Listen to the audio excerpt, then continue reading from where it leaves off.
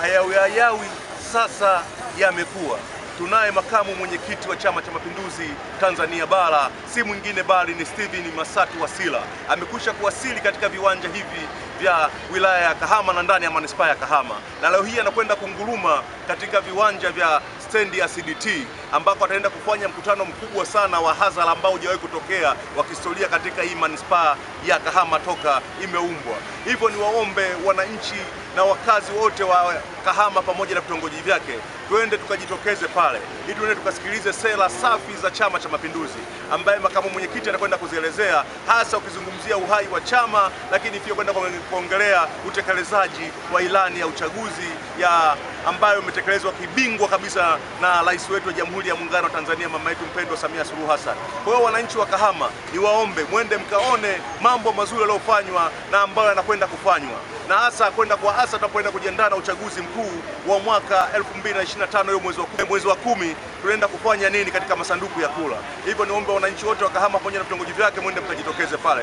Lakini kama itoshi, makamu mwenyekiti ameongozana na wabunge wa mkoa huu wa Shinyanga mbalimbali wa majimbo, akiwepo mbunge wa Ushetu, lakini wabunge wa viti maalum, lakini bila kumsahau mbunge mwenyeji wa jimbo hili la Kahama, namzungumzia Profesa Jumanne Kibela Kishimba. Atakuwa akinguruma katika viwanja hivyo, atakuelekeza mambo makubwa yaliyofanyika katika manispaa hii ya Kahama, bila kuwasahau wajumbe wa halmashauri kuu ya CCM ya taifa wapatao 7 watakuwepo katika viwanja hivi vya Kahama, ambao wakiongozwa na mjumbe wa halmashauri kuu ya taifa mwenyeji ndugu yetu Gaspar Kileo, naye maarufu kwa jina la Gaki, atakuwa akinguruma katika viwanja hivyo, bila kuwasahau waneki wengine wa kutoka wakikapla la kitaifa kama vile Kasesela naye atakuwa ndani ya viwanja hivi vya CDT Kahama, na waneki wengine mabingwa kabisa na machachari.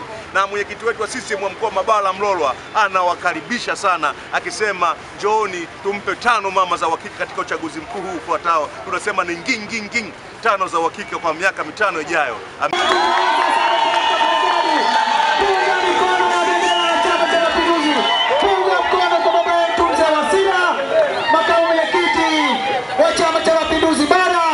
Anawasili kwenye viwanja hivi vya ofisi ya CCM Kahama.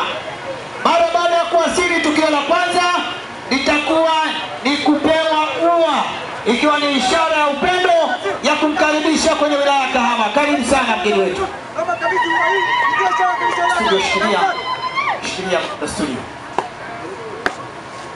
Shikilia wakati vijana wanaendelea kucheza paredi ile nzuri sana. Safi sana paredi hiyo. Wanapeleka ua vijana. Chop. Yes. Mambo yanaenda vizuri kabisa hapo. Tayari makamu mwenyekiti ameshapokea ua lile. Na tayari sasa vijana wanamwachia nafasi ili aweze kupita kuingia ndani ya ofisi ya Chama cha Mapinduzi wilaya. Piga makofi mengi na vigelegele.